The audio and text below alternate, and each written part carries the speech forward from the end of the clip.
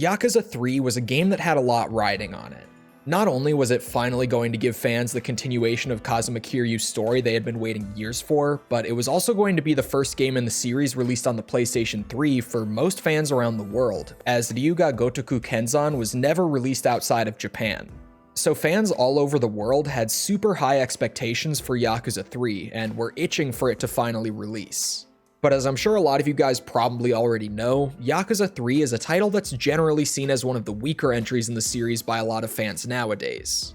Not a game that's necessarily seen as bad, as most people are pretty much in agreement that even the worst Yakuza games are still pretty good video games, but it's generally seen as one of the least interesting or memorable for many. So over these last couple weeks, I've finally sat down and played through the whole thing for the first time, and I certainly have some thoughts to share after having just finished the game last night. So join me as we take a look back on what could have been the best Yakuza game. But before getting too far into the video, I should mention that this is the fourth in a series of videos where I'm playing every game in the Yakuza series for the first time and reviewing them as I go along. You don't have to have seen the first few videos in order to enjoy this one, but you will be missing a lot of important context about my journey with those games and my thoughts on them if you haven't seen them. So for those of you that are interested, I'll have the full playlist in the description below for you to go check out there. But with that out of the way, Yakuza 3 is an action-adventure game developed and published by Sega for the PlayStation 3 in 2009. And to start things off properly, we need to talk about what version of the game I played, as well as why. Yakuza 3 did get a localized release in Western markets unlike Kenzan, but since Sega was unsure if the series would be successful in the West going forward or not, they didn't want to spend too much time or money on the localization process. As a result, the original Western Yakuza 3 release on PS3 has a really boring and sometimes inaccurate English translation, and a lot of the side content like sub-stories and minigames were cut from this version since the team didn't have time to actually localize them. Years later, we would get the release of Yakuza 3 Remastered, which while it didn't really improve the graphics much outside of just raising the resolution, it did restore a lot of that cut content, fix up the translation work from the PS3 version, and allow the game to run at 60 frames per second instead of 30.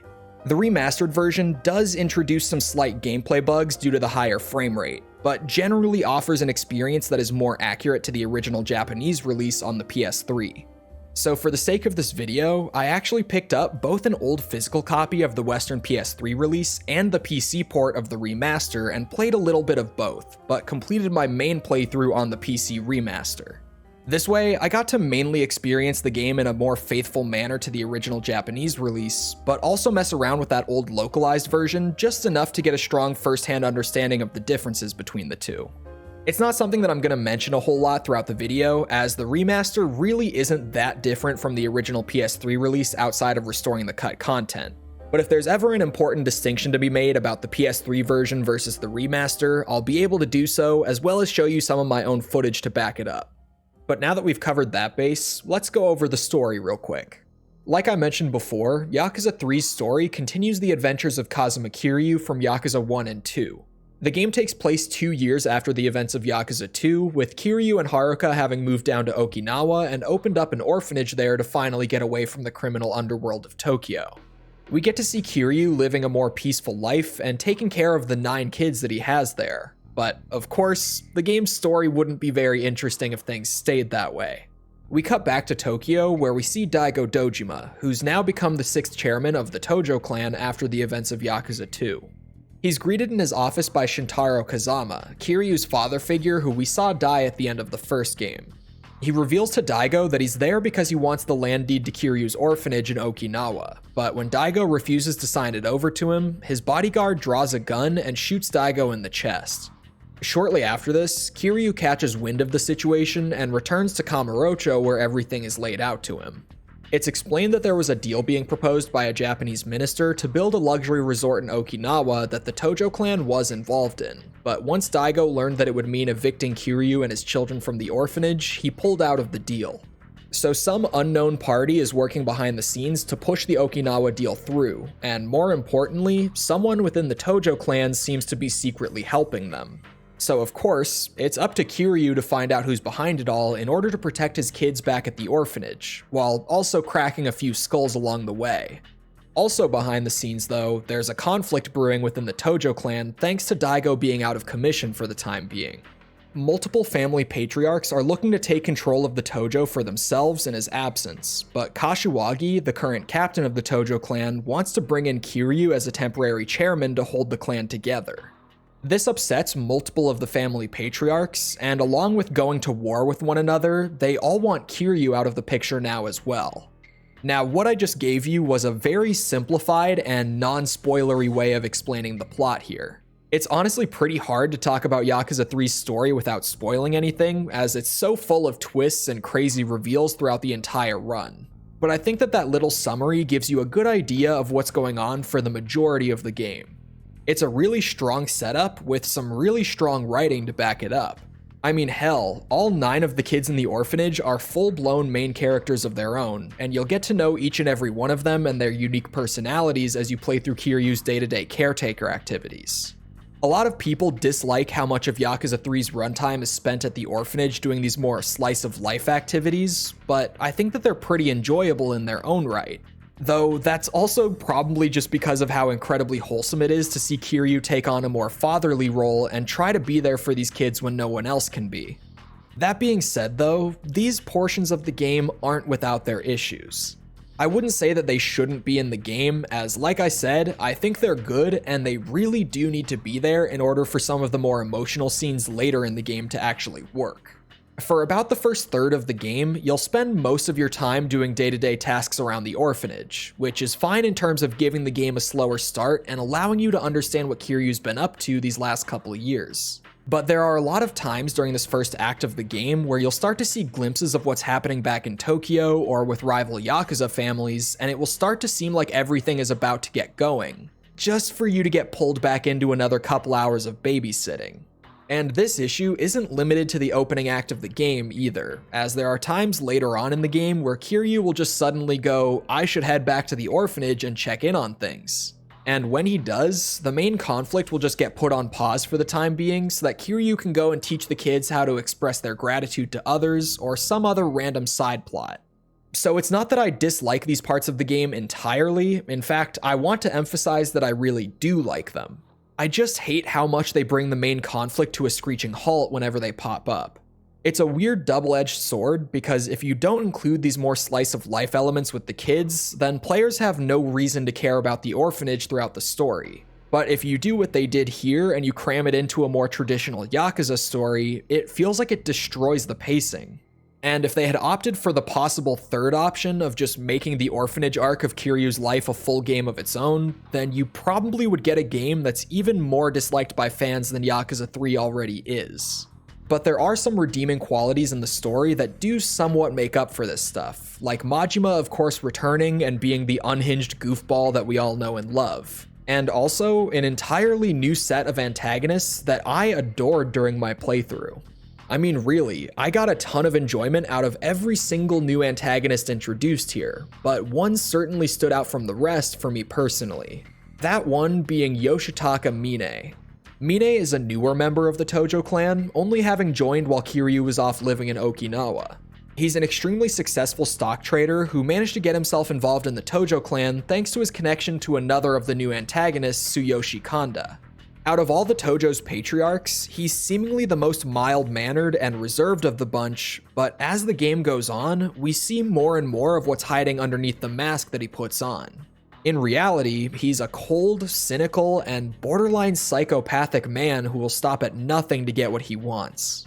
What's really cool about him though is that even though he barely ever gets involved and seems to be the weakest of the patriarchs on the surface, he actually trains rigorously in the background, and any time that he does decide to step into action, we get to see every other character in the game be just as shocked as we are when he turns out to be an incredibly powerful fighter.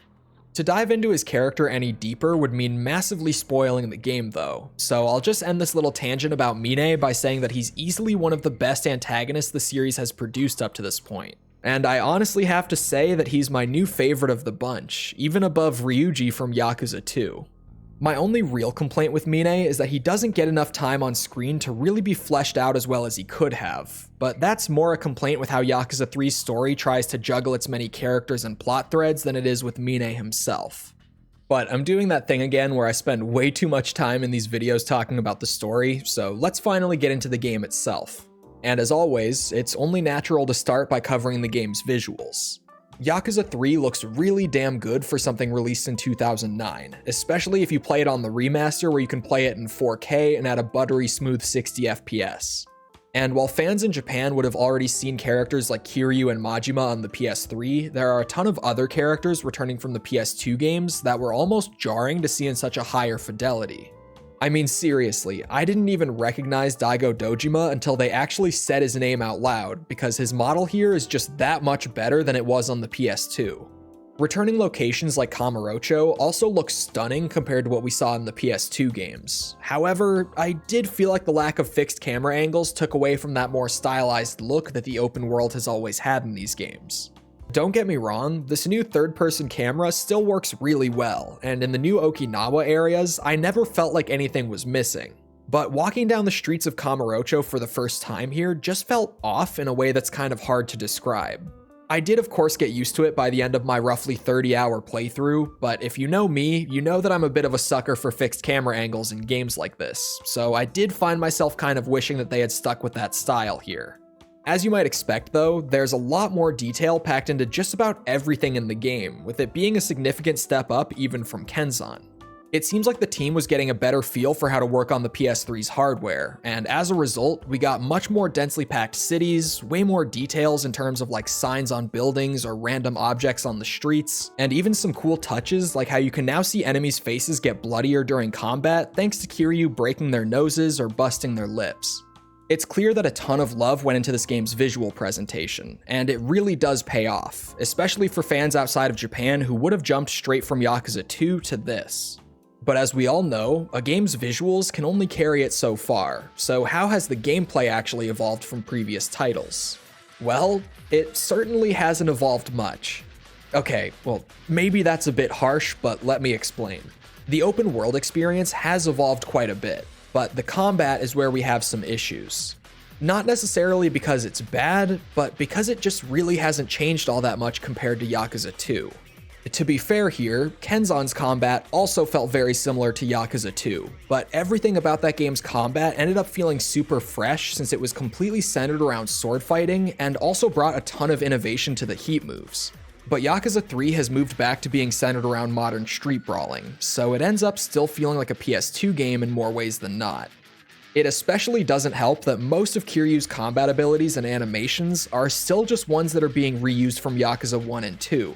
So it feels like a PS2 game because most of the combat is literally just pulled straight over from a PS2 game. On top of that, new abilities are once again gained through using the experience points you earn rather than being earned exclusively through open world events and training like we saw in Kenzan. Granted, that isn't necessarily a regression, as I'm sure a lot of people prefer this system, but I really did love how much Kenzan pushed you into engaging with the open world more in order to improve your core combat abilities, whereas in the PS2 games and now in Yakuza 3 again, you can just blast through the main story, completely ignore all the side content, and still earn more than like half of the upgrades by the end of the game. I'm sure a lot of people won't consider this to be a downgrade, but I definitely do. Now, that's not to say that there aren't any improvements or innovations here, because there certainly are. Things like how your lock-on will now automatically shift to the closest enemy to allow you to more smoothly change targets, or how you can now just walk over and pick up enemies off the ground. And that second one really can't be overstated, because I can't tell you just how many times I've been streaming Yakuza 1 lately trying to 100% it, and I just end up screaming at the enemies to get back up off the ground so I can continue fighting them. So being able to just knock them to the ground and then pick them right back up to keep wailing on them really helps keep the pace of combat up all the time, and it's a huge improvement compared to the previous games. Enemies will now also bounce off of walls or even the ground if knocked into them with enough force, which will deal a small amount of damage to them as well as set them up in a way where you can possibly extend your combos a bit further. This isn't the most transformative addition by any means, but it is really damn fun and especially satisfying once you get into the habit of bouncing enemies off of walls so that you can keep your combos going. There's also the addition of a red heat state for Kiryu. You'll enter the red heat state by filling up your heat gauge basically to the absolute maximum, and while in it, you'll gain access to some new and even more powerful heat moves. These techniques are really strong. but at least in my experience, I'm not entirely sure if they're worth filling your gauge to the max just to use them. I mean, sure, they're really strong, but are they strong enough to justify using them in place of just using 2 other normal heat actions? I was really excited when I first unlocked the red heat state, as I thought that this was a really awesome idea, but I personally just didn't get much use out of it during my time with the game. I think the concept is really strong, but it just needs a little more polish to shine as brightly as it can. And that starts to bring us back to the more negative aspects of Yakuza 3's combat, so let's finally address the elephant in the room. That, of course, being the AI behavior, or more specifically, their tendency to block your attacks. Now, I should preface what I'm about to say by throwing out there that I played the game on normal difficulty for this review. So of course, the behavior that I experienced might be a bit different from that of hard difficulty, but I didn't find the blocking very annoying at all. I mean, yes, the enemies do block way more often than in Yakuza 1 or 2, but the thing is, they don't block any more than they did in Kenzan. And if you saw my video on Kenzan, you'll already know that I praised that game for how much the combat pushes players towards approaching enemies a bit more tactically and actually thinking about what they're doing instead of just mashing square and triangle all day. And as far as I can tell, it seems like they just took the AI behavior from Kenzan and pulled it straight over to Yakuza 3. As a result, I feel basically the same way here as I did in that game. The low-level enemies don't really feel all that different, and you can still just wail on them all day the way that you used to. But the higher-level enemies, and especially the bosses, will push you into really thinking about your options, and in a lot of cases, baiting out their attacks and dodging to the side to get some juicy backshots in. I can totally get that this might not be a lot of people's style, and that's perfectly fine, but I personally enjoy the balance that they struck both here and in Kenzan quite a bit. And something that I've heard a lot is that the blocking is a remaster-specific issue that's somehow caused by the increased frame rate. But after playing a few hours of the PS3 version as well, they felt pretty much the exact same to me. Maybe I'm just crazy, maybe I just didn't get deep enough into the game on that version to really notice the difference, I don't know. But at least as far as I can tell, the enemies blocking more often being a bug specific to the remaster seems to be a myth and not actually a bug at all. Though, as always, I am a new player and I'm not playing these to 100% completion for these videos, so take everything I say with a grain of salt because I'm bound to get something wrong, and this is something that's at a pretty high risk of that. Anyway, something that I felt has been super up and down throughout the series so far has been the quality of the boss fights. And unfortunately, I don't think that Yakuza 3's bosses live up to the quality of those seen in Yakuza 2, or even in Kenzan for that matter. They actually have a very similar issue to Yakuza 1's bosses, that being that they just randomly throw out attacks that make them completely invincible while the animation is playing, and can even just abruptly interrupt your combos if they decide to throw one. Here in Yakuza 3 though, the bosses now enter their own respective heat states at random points in the fight, and these moves are mostly tied to those. So if you want to avoid taking some cheap damage from these, you can just avoid attacking them while they're in heat. But it only makes them marginally less annoying because who wants to just sit there and block for like 30 seconds to a minute? Despite that issue though, there are still some really fun standouts among the bosses in this game, so it's not like it's all bad. It's just that to me personally, the bosses felt like a step down from the last couple games in the series. At the very least though, super finishes return from Yakuza 2, now with even more options. No, like literally. Every time you get a super finish, you'll have this small menu pop up where you're able to choose between 3 different types of super finishes depending on what kind of pain you're looking to dish out. This is a really fun change, but like most things in Yakuza 3, there are some issues with it. The first of these is that only one of these 3 super finishes is available at the start of the game, so you'll be seeing the same super finish move on every single boss for a good while. I mean seriously, I didn't go out of my way to complete everything, but I did a lot of side content, more than roughly 70% of players according to the Steam achievements, and I didn't even get enough XP to earn the second super finish until I was roughly halfway into the game.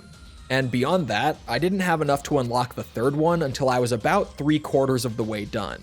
And easily the biggest loss with this new super finish system is that these animations are no longer unique to the boss that you're fighting like they were in Yakuza 2. So now instead of getting these crazy animations like Kiryu punching a tiger in the face, we get the same generic headbutt move for every boss in the game.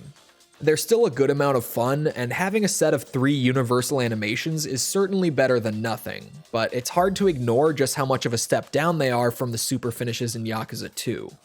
So overall, the combat here just feels underwhelming. It's not bad by any means, as it's basically just Yakuza 2's combat with some small improvements and some small downgrades, but that's kind of the problem. Yakuza 2's combat was just a slight improvement over Yakuza 1's, so Yakuza 3 being pretty much on par with that means that the series' combat hasn't really improved all that much over the course of 4 games now. I didn't dislike the combat, but I was just a little disappointed by how little it's actually improved from the PS2 games. And especially for the large number of people out there who got into the Yakuza games by playing 0 or the Kiwami remakes first and then going back to Yakuza 3, I'm sure you can start to understand why the combat in this game is a sticking point for a lot of people. The only major innovation in this department is the introduction of what the team at Sega called chase battles. These are pretty much what they sound like, with there being occasional moments in the game where Kiryu has to chase someone down and tackle them to prevent them from escaping him. They're all tied to either moments in the main story or specific sub-stories, and to be honest, they're pretty fun. You just get to go on these high-speed chases from time to time while occasionally dodging pedestrians or jumping over obstacles that get in your way. They're not all that deep mechanically, but I was never upset when they popped up, and some of the more difficult ones in the game are genuinely pretty rewarding to actually complete. There's definitely room to expand on them in future games, but for a first attempt, these are pretty solid. But of course, the quality of the combat is only the second most important aspect of the Yakuza experience, as the open world design is what truly makes or breaks these games. The game takes place primarily in Okinawa, more specifically in the fictional Ryukyu district of Naha, which is of course based on the real-life Makishi district in Naha. As is to be expected at this point, the team at Sega did an amazing job recreating the Makishi district within the game, and you can tell just how much love and care went into doing so while playing. And of course, we spend a good portion of the game back in Kamurocho as well, but things are a bit different here. Because of how much time has passed between Yakuza 2 and 3, a lot of the stores and streets that you'll come across are largely the same, but there are these little changes and differences throughout the district that really drive home the fact that Kiryu has been away from Tokyo for a while. As you explore, there are a total of 123 sub-stories that you might come across, and these are all pretty damn good. I would say that the quality of the sub-stories themselves is about on par with what we saw in Kenzan, but I actually ended up doing more sub-stories here than in any of my playthroughs so far, which was at least partially because of the pacing in the main story being so frustrating, but also because I just really enjoyed them. On top of that, there are a whole 20 minigames available in the open world now, with a healthy balance of returning minigames as well as brand new ones. The driving range from Yakuza 2 has been evolved into a full golf course, we see the first appearance of the iconic karaoke minigame, and Yakuza also joins the massive list of games that have a fishing minigame in them. On top of that, there's more competitive games like darts, pool, bowling, and of course, you can always go and get your ass handed to you in some shogi or some mahjong. There's even a new minigame here where you get to manage a cabaret club of your own, complete with dressing and training your new star hostess to make as much money as possible. And I have to say, I never thought that I would have much fun playing a glorified dress-up game, but when you put some tangible rewards and profits behind it, I could do this all day. No, but seriously, this really shouldn't be fun for someone like me, yet I would be lying if I said that it wasn't. On a similar note, the Hostess Bar minigames are way better here than they were in previous titles thanks to some much improved dialogue. I always felt like they were a neat idea in Yakuza 1 and 2, but the dialogue left them feeling a bit awkward and shallow. Here in Yakuza 3 though, when you sit down at a Hostess Bar, it really does feel like you're having a full conversation with these girls for like 10 to 15 minutes at a time. They really went above and beyond with the writing for these this time around, and I have to respect it. And just for the record, I take the time to evaluate things like the Hostess Bars because I'm a professional reviewer, not because I'm a lonely man who plays video games for a living. Just making sure we're all on the same page here. Anyway, revelations from Kenzan also return here, and they're pretty much unchanged. As you explore the open world, you'll come across certain things that will act as an inspiration for Kiryu to develop new heat moves to use in combat. But instead of these scenes being random animals in nature like in Kenzan, they're normally just completely wacky occurrences here in Yakuza 3. Things like an old woman hitting the car in front of her while riding a moped and doing a flip, or a drunk man trying to pole dance on a streetlight. The scenes in Kenzan felt incredibly appropriate for the setting, but I have to say, I loved this more goofy approach to Revelations. I love witnessing something absolutely wild and then seeing how Kiryu manages to use it as a lesson and develop a new technique based on it. It's a tonal shift that not everyone will love, but these are just way too entertaining for me to not enjoy them. The bounty system from Kenzan also returns here, though it also hasn't really been improved much compared to that game. There's a bit more of a story behind them this time around, but they still just boil down to receiving a bounty, tracking them down, fighting them real quick, and then earning the money for doing so. Like I said in the Kenzan video, I would have liked to see them expand on this a bit more, but since this was their first time bringing it to the mainline games, I'll give them a pass this time around. Not everything about the open world is all sunshine and rainbows though. One of my biggest annoyances was that the random battles out in the world have become incredibly annoying again. And I'm not sure why either, as they had struck the perfect balance with this back in Yakuza 2 with having these random enemies be incredibly easy to avoid, basically just letting you choose whether you wanted to fight them for the rewards or not.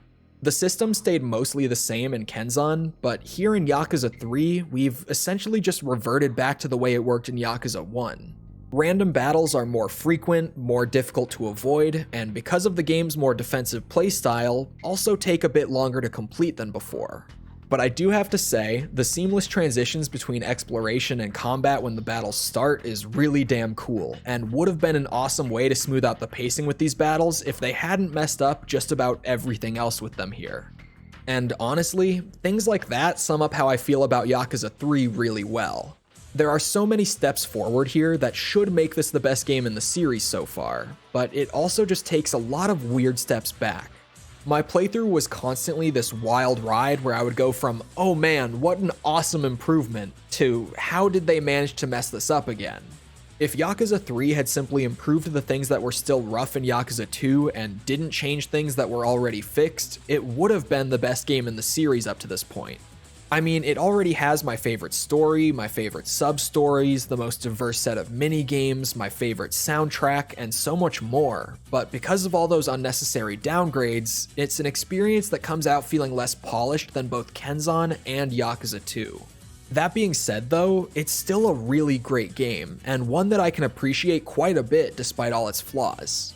If you're a Yakuza fan who skipped Yakuza 3 due to the opinions of others, I would absolutely recommend that you go back and play it for yourself. Just be warned that it's a game with some very high highs, but also some pretty low lows.